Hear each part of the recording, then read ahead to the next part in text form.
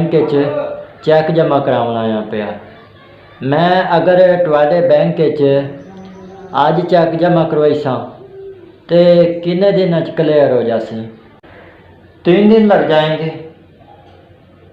दोवें bank आमने सामने इन पे, फिर भी इतनी देर क्यों?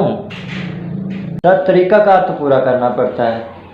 सोचें, अगर आप कब्रिस्तान के बाहर मर जाते हैं, आपको घर ले जाएंगे, वहीं तो नहीं दफना देंगे।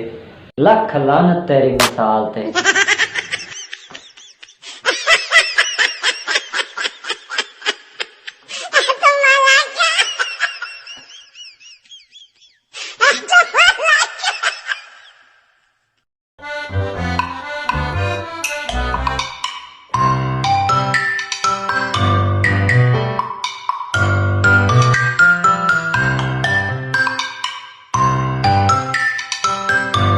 बाबा जी, ये गल दसो, ए बीवी नूं फारसी जुबान क्या आखदे पे?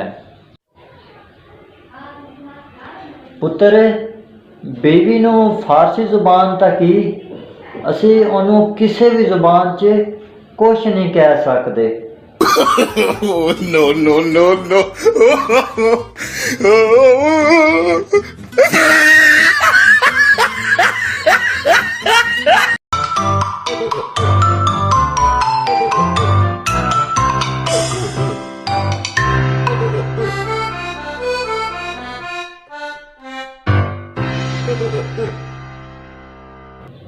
जोलो बेटे, एक सवाल का जवाब बताएं।